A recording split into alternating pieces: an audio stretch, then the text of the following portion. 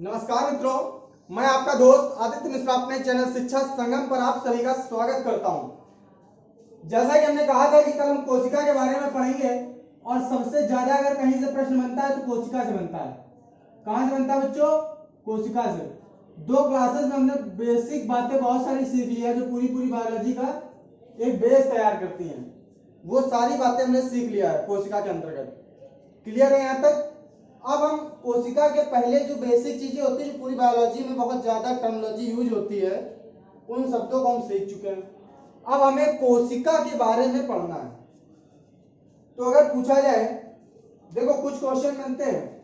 हमने ये बता दिया था कोशिका की खोज किसने की थी, तो कोशिका की खोज अभी हम रॉबर्ट हुक ने की थी, ये भी बताएंगे।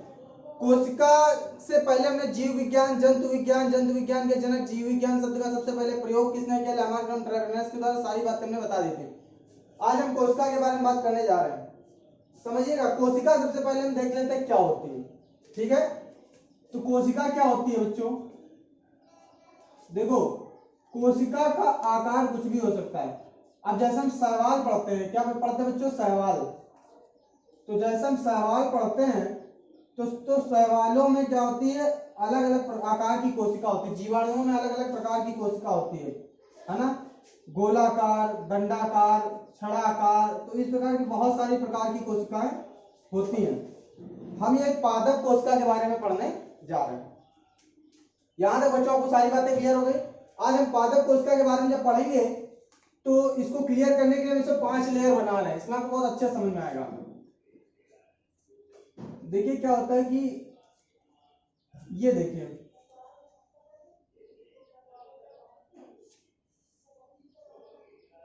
मतलब बहुत अच्छे से देखिएगा कि जो डायग्राम है बहुत ही अच्छी तरीके से अगर कोशिका के बारे में पढ़ लिया, ये समझ लीजिए हम आपको पूरी बायोलॉजी का 60% कोर्स केवल कोशिका टॉपिक से खत्म कर सकते। पूरी बायो का इतनी इंपॉर्टेंट होती है कोशिका। समझ में आया? रीजन ये हो जाता है ना, कोशिका से ही जो है पूरे के पूरे जीव का जब निर्माण हुआ है, शरीर की संरचनात्मक एवं क्रियात्मक इकाई होती है, कोशिका से ही पूरे जीव का निर्माण हुआ है। कोशिका से ऊतक बने, ऊतक से अंग बना है, अंग से अंगतंत्र बना हुआ है। तो बस मेन बात ये आती है कि कोशिका ही जब सारी कोशिका से ही मतलब पूरे शरीर का निर्माण है, तो कोशिका के बारे में अगर अच्छे से पढ़ लिया जाए तो कहीं ना कहीं पूरी बायोलॉजी का निचोड़ क्लियर हो जाता है। इसलिए सबसे इंपॉर्टेंट अगर बायो का कोई चैप्टर होता है तो वो होता है कोशिका। क्लियर है बच्चों? एक मिनट बस डायग्राम थोड़ा सा कंप्लीट हो जाए। आप समझिएगा बच्चों, कुछ नहीं है, बहुत ही आसान तरीके से इसको हम समझेंगे कि क्या होती है कोशिका।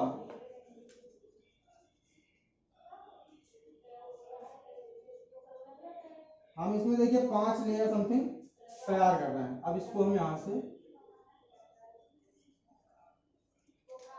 इससे जो आप लोगों के डाउट होंगे वो सारे क्लियर हो जाएंगे। जैसे बच्चों को काफी डाउट रहता है कि किस प्रकार से कोशिकाएं ऊतक बनती हैं, तो ये सारा कॉन्सेप्ट क्लियर करने के लिए ये सारी चीजें जो है आपके लिए की जा रही हैं। तो यहां तक सारी चीजें बच्चों बताइए क्लियर हो गई कि नहीं? चलिए, ये आपका बन गया कोशिका का डायग्राम। क्या बन गया बच्चों? कोशिका का डायग्राम। अगर बात की जाए सबसे पहले, देखो ये जो ब्लैक कलर की लेयर दिख रही है, ये उस तरीके से देखा जाए कि पूरा जो घर होता है किससे मिलकर बना होता है? ईंटों से।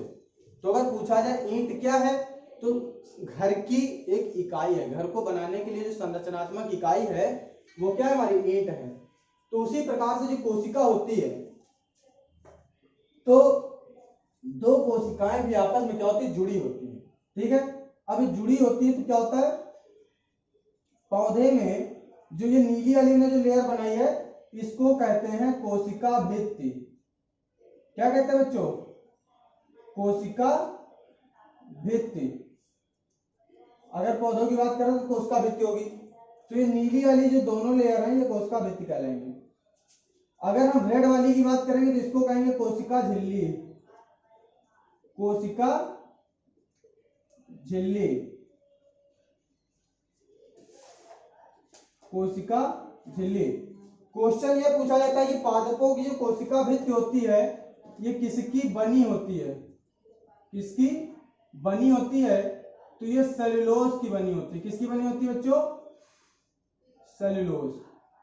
सेल्यूलोज एक प्रकार का पॉलीसेकेराइड होता है। यहां तक सारी बातें क्लियर हुई कि नहीं? देखो होता क्या है कि अब अगर मान लिया ये एक कोशिका है, देखो ये लाल वाली और नीली वाली लाइन देखना, ये एक कोशिका है, ये नीली वाली लाइन और ये लाल वाली लाइन ये एक कोशिका है।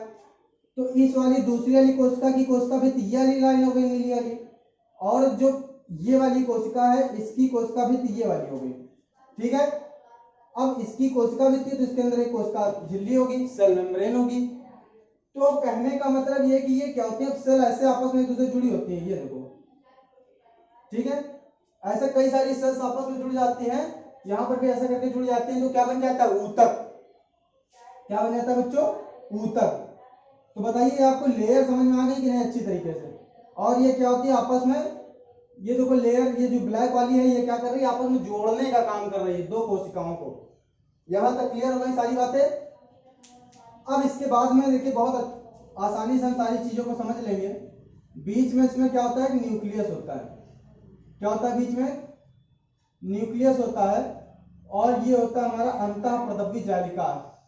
ये जो संरचना हम बना रहे हैं ये होती है अंतःप्रदव्य जालिका। ठीक है, और इसके मध्य में क्या होता है? एक केंद्रिका होती है। क्या होती है? केंद्रिका होती है। और इसमें क्या है कि कुछ उलझी हुई संरचना इस तरीके से पड़ी होती है, इसको कहते हैं क्रोमैटिन धागे। क्या कहते हैं? क्रोमैटिन धागे। तो इतनी बातें सारी क्लियर हो गई। अब जैसे हम पादप कोशिका की बात करते हैं तो इसमें जो है ये पाई जाती है हमारी रिक्तिका, जिसको बोलते हैं, क्या बोलते हैं? रिक्तिका या वैक्यूल इंग्लिश में। ये सारी क्लियर। फिर इसमें और क्या होता है? तो माइटोकॉन्ड्रिया होता है। माइटोकॉन्ड्रिया चप्पल जैसी आकृति की संरचना होती है। और क्या होता है? तो इसमें क्या होता है? हरित लवक होता है। क्या होता है? हरित लवक।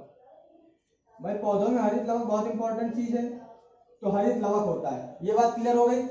अब इसके बाद में अगर हम बात करते हैं तो देखो हमारी बात, एक लिक्विड तो इसमें भरा होता है, ये एक लिक्विड यहां भरा होता है, और एक लिक्विड क्या होता है? यहां पे भरा होता है। एक लिक्विड क्या होता है? यहां पर भरा होता है। बताओ ये सारी चीजें यहां तक समझ में आई कि नहीं आई? तो एक लिक्विड यहां पर भरा होता है। कुछ इस तरीके से कोशिका हमारी होती है, और इसमें क्या होता है? राइबोसोम होते हैं हमारे, ये देखो। तो राइबोसोम भी हमारे हो गए। और क्या होता है? तो राइबोसोम हो गए, और हमारा गोल्जी काय होती है, गोल्जी बॉडी। ठीक है, कुछ हमारी गोल्जी बॉडी होती है। क्लियर हो गया यहां तक? तो इतनी सारी चीजें हमारी कोशिका के अंदर होती हैं। बताइए यहां तक सारी बातें आपको क्लियर हुआ कि नहीं? क्लियर है? अब थोड़ा सा समझते चलते हैं। देखो होता क्या है, इसको बोलते हैं रिक्तिका। क्या बोलते हैं बच्चों? रिक्तिका बोलते हैं। ये हो गई हमारी रिक्तिका। रिक्तिका के बाद में देखो ये जो हमारा केंद्रक के अंदर द्रव्य होता है इसको बोलते हैं हम केंद्रक द्रव्य। क्या बोलते हैं बच्चों? केंद्रक द्रव्य। ठीक है, और ये जो हमारा यहां पर द्रव्य होता है इसको बोलते हैं कोशिका द्रव्य। क्या बोलते हैं? कोशिका द्रव्य।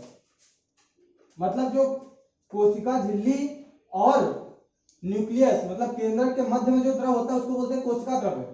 और जब इन दोनों को आपस में मिला देते हैं तो ये कहलाता है जीव द्रव्य। क्या कहलाता है बच्चों? जीव द्रव्य। कोशिका द्रव्य को ही हम बोलते हैं साइटोप्लाज्म। साइटोप्लाज्म। ठीक, केंद्रक द्रव्य को ही हम कहते हैं न्यूक्लियोप्लाज्म।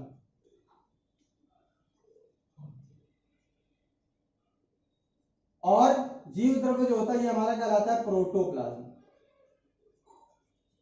तो प्रोटोप्लाज्म हमारा न्यूक्लियोप्लाज्म और साइटोप्लाज्म से मिलकर बना होता है। यहां तक सारी बात हमारे अकॉर्डिंग समझ में आ गई होगी। अब समझना, ये हमारा क्या है स्ट्रक्चर? हरित लवक। हरित लवक।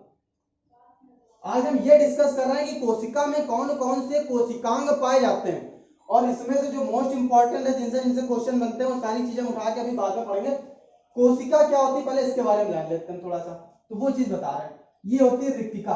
अब क्या होता है, जैसे चने वगैरह में हम चने को पानी में भिगो देते हैं शाम को, उसमें पानी भर जाता है, तो पूरी कोशिका में पानी नहीं भरता, याद रखना हमेशा, हमेशा रिक्तिका में पानी भरता है। किसमें भरता है बच्चों? रिक्तिका में, यहां पर पानी भर जाता है। तो क्या होती है, कोशिका फूल जाती है। पूछा गया क्वेश्चन है कि रिक्तिका की जो कोशिका, ये जो भित्ति होती है, दीवार होती है, झिल्ली होती है, ये तो रिक्तिका हो गई। इसकी जो झिल्ली होती है या मेम्ब्रेन, जो रिक्तिका की मेम्ब्रेन होती है, इसको बोलते हैं टोनोप्लास्ट। क्या बोलते हैं बच्चों? टोनोप्लास्ट। ठीक है, इतनी बात क्लियर हो गई। ये हमारा क्या हो गया, गोल्जी का हो गया, जिसको गोल्जी बॉडी बोलते हैं, गोल्जी काय या गोल्जी बॉडी। अब समझना हमारी बात को, ये जो हमारा अंतःप्रदवी जालिका है, ये हमारी जो अंतःप्रदवी जालिका है, ये देखो, इस पे कहीं कहीं पे जब राइबोसोम लगे होते हैं, समझना हमारी बात को बहुत अच्छी तरीके से। हम आपको पूरी बायो जो है डायग्राम से पढ़ाएंगे।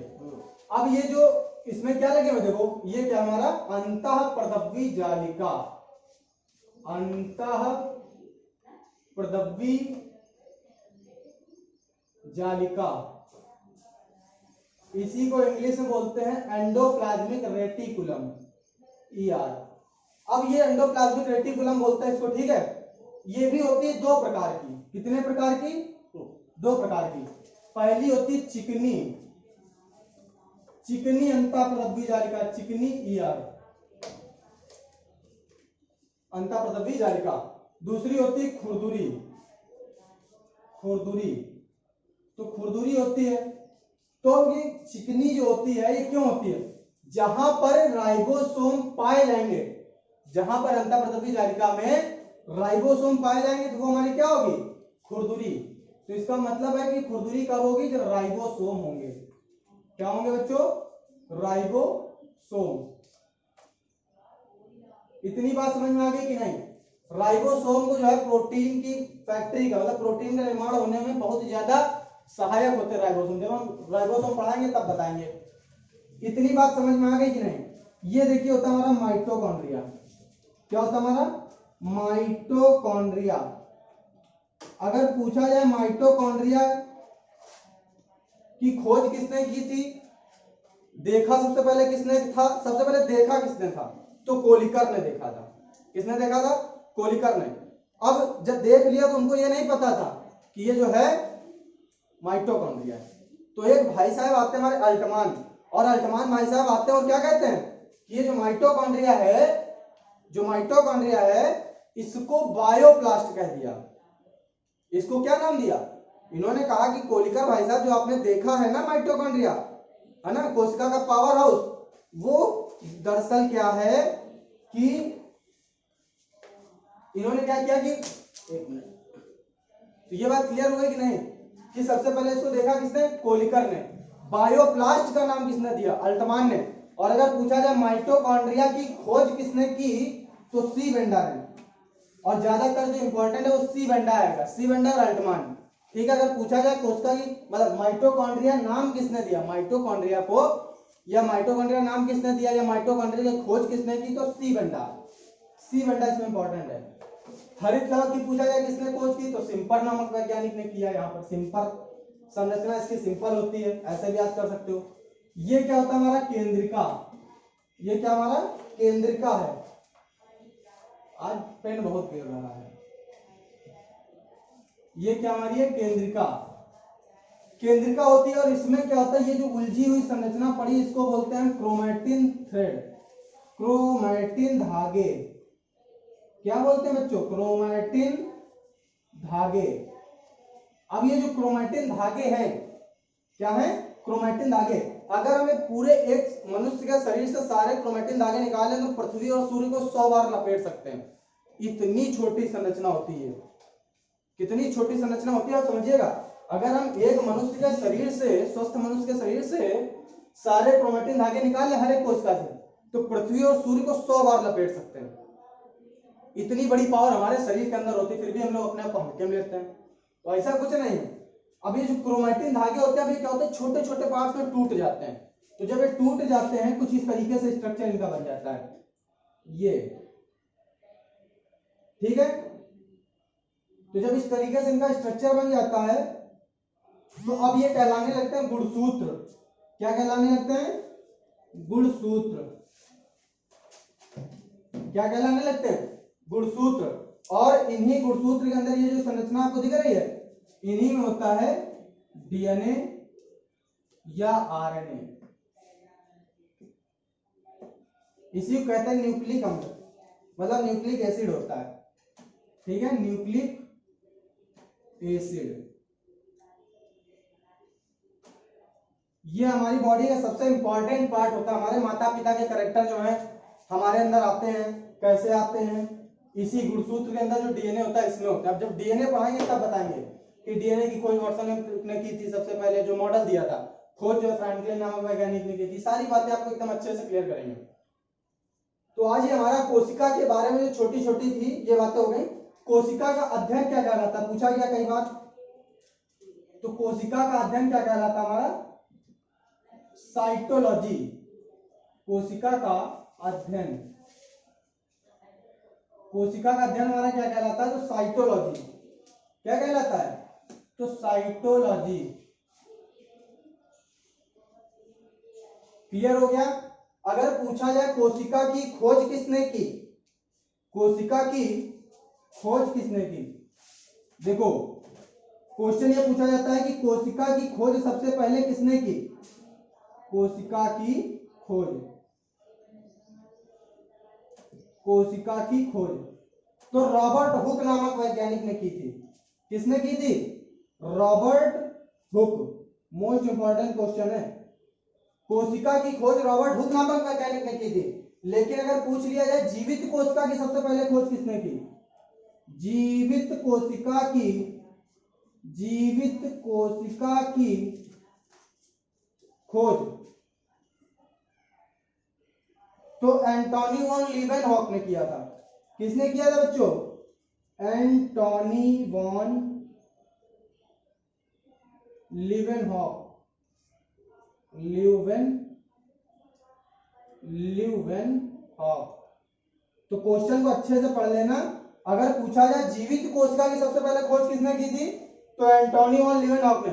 अगर पूछा जाए कोशिका की खोज सबसे पहले किसने की थी, तो हमारे रॉबर्ट हुक ने। अब अगर पूछ लिया जाए केंद्रक की खोज सबसे पहले किसने की, ये केंद्रक की तो है, तो केंद्रक की खोज, ये क्वेश्चन कई बार पूछे गए हैं। केंद्रक की खोज किसने की? तो रॉबर्ट ब्राउन, रॉबर्ट ब्राउन।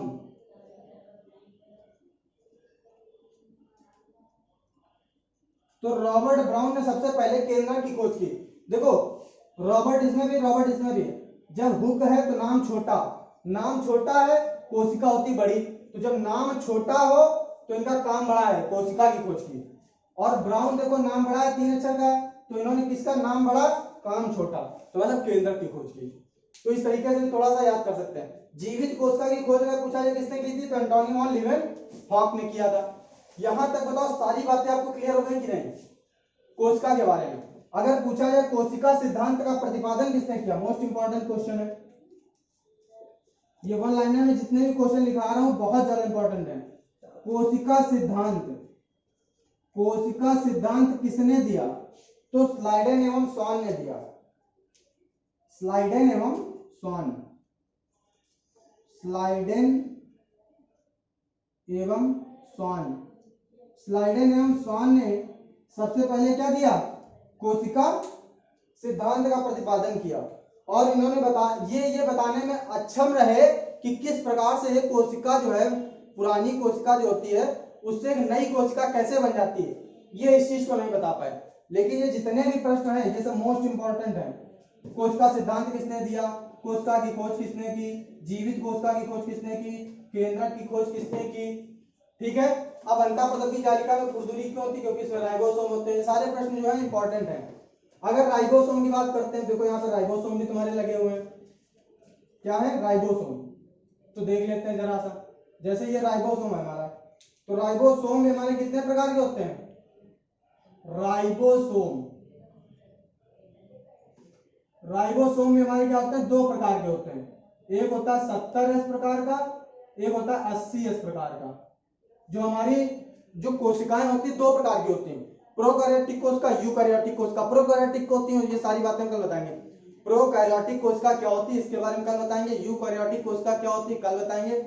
ये सारे प्रश्न यहाँ से पूछे जाते हैं। जो प्रोकैरियोटिक कोशिका होती है उसमें 70S प्रकार का राइबोसोम होता है। जो यूकैरियोटिक कोशिका होती है उसमें 70S और 80S दोनों प्रकार का होता है। क्लियर हो गया बच्चों? ये बताओ आज ये सारी चीजें एकदम क्लियर हुई कि नहीं? हमने क्या बताया कि कोशिका की खोज सबसे पहले किसने की, तो रॉबर्ट हुक नामक वैज्ञानिक ने की। ठीक है, फिर हमने बताया जीवित कोशिका की सबसे पहले खोज किसने की, तो एंटोनी वन लीवेनहॉक नामक वैज्ञानिक ने की। पूछा जाएगा कोशिका सिद्धांत का प्रतिपादन किसने किया, तो किसने किया, स्लाइडेन एवं स्वान नामक वैज्ञानिक ने किया। ठीक है, ये 3 क्वेश्चन बहुत ज्यादा पूछे जाते हैं। उसके बाद पूछा जाएगा केंद्रक की खोज किसने की, तो रॉबर्ट ब्राउन नामक वैज्ञानिक ने किया। कोशिका के बारे में क्या पढ़ा, तो कोशिका की सबसे जो बाहरी परत होती है, ये हमने दरअसल 2 कोशिकाओं की लेयर आपस में मिला दिया है, और ये काली वाली क्या है, बीच वाली लेयर है जहां से चिपक रहे हैं। तो 2 कोशिकाएं जब आपस में मिला दिया तो नीली वाली लेयर क्या, कोशिका भित्ति, सेल वॉल जिसको कहते हैं, और ये जो लाल वाली लेयर है इसको कहते हैं कोशिका झिल्ली। पूछा जाता है कोशिका भित्ति पाई जाती है जंतुओं में, पौधों में, दोनों में, तो कोशिका भित्ति केवल पौधों में पाई जाती है। अगर पूछा जाए कोशिका झिल्ली पाई जाती है जंतुओं में, पौधों में, दोनों में, तो कोशिका झिल्ली दोनों में होती है। कोशिका झिल्ली क्या होती है, दोनों में होती है, पौधों में भी आपको मिलेगी और जंतुओं में भी मिलेगी। क्लियर हो रही है सारी बात? तो इस तरीके से क्वेश्चन बनाएगा। इसके बाद में क्या पूछेगा कि रिक्तिका की जो मेम्ब्रेन होती है, झिल्ली होती है, इसको क्या कहते हैं, टोनोप्लास्ट कहते हैं। फिर पूछेगा कि जो अब पूछेगा कि ये इससे पूछ सकता है केंद्रक द्रव्य, न्यूक्लियोप्लाज्म क्या होता है, तो जो केंद्र के अंदर द्रव्य होता है उसको न्यूक्लियोप्लाज्म कहते हैं। कोशिका द्रव्य क्या होता है, तो जो न्यूक्लियस और सेल मेम्ब्रेन के बीच में लिक्विड भरा होता है इसको क्या कहते हैं, कोशिका द्रव्य कहते हैं। जो कोशिका द्रव्य होता है ये पानी जैसा एकदम नहीं होता है, समझना हमारी बात को। जैसे जेली होती है ऐसे खींचा छोड़ दिया फिर से उसी आकार में आ गई, तो ये सेमी सॉलिड होता है, सेमी सॉलिड होता है। इसलिए पानी जो है इसके कोशिका के अंदर आके नहीं भर जाता है, वो किसके अंदर आता है, रिक्तिका के अंदर पानी भरता है। क्लियर हो गया? पौधों में जो सेल होती है। इसके बाद में हमने जीवद्रव्य के बारे में पढ़ लिया। माइटोकॉन्ड्रिया को कोशिका का पावर हाउस कहते हैं।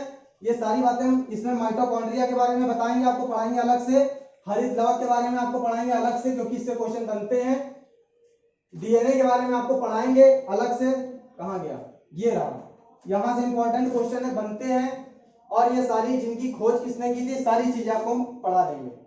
ठीक है, तो बताइए यहां तक आपको सारी बातें क्लियर हो गई कि नहीं? चलिए एक स्क्रीनशॉट ले लीजिए। तो इसको बहुत ही अच्छी तरीके से एकदम डायग्राम से समझना है। अब इसी तरीके से क्या होता है, सारे पूरा शरीर हमारा ऐसे ही मिलकर बना होता है। क्लियर, समझे कि नहीं? सबसे छोटी चीज क्या होती है, कोशिका। देखो अब अगर हम बात करते, देखो हमारा यहाँ पे जगह नहीं, यहाँ पे चलो लिख देते हैं, समझो। जो हमारा शरीर होता है वो कोशिका से मिलकर बना होता है। तो सबसे छोटी यूनिट क्या होती है, कोशिका। कोशिका से मिलकर क्या बने होते हैं, ऊतक। ऊतक से मिलकर क्या बनते हैं, तो अंग। अंग से मिलकर क्या बनता है, तो अंग तंत्र।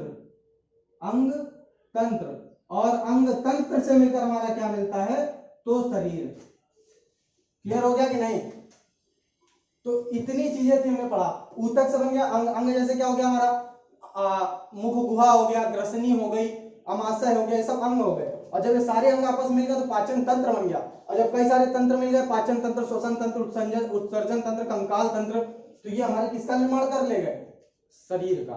उसी प्रकार से जैसे अंतःपदवी जालिका होती है, क्या करती है, इसका भी काम बताएंगे। अंतःपदवी जालिका होती है, ये कोशिका को आकार प्रदान करने का काम करती है। जैसे हमारी हड्डियां हैं तो हमको आकार प्रदान करने का काम करती है। अगर हमारी हड्डियां सारी निकाल दें गठरी जैसा एकदम सिमट जाएंगे। तो समझ में आई बात? तो ये सब चीजों के काम होते हैं। कोशिका के बारे में पढ़ लिया, समझ लो पूरे जीवन की जो एक इकाई होती है, सबसे बेस्ट चैप्टर का, सबसे इंपॉर्टेंट चैप्टर, सबसे ज्यादा क्वेश्चन बनने वाला अगर चैप्टर तो यही है। तो आपको सारी चीजें समझ में आई? चलिए आज क्लास को यहीं पर समाप्त करते हैं। नमस्कार, जय हिंद, जय भारत। ज्यादा से ज्यादा लाइक करें, शेयर करें, सब्सक्राइब करें।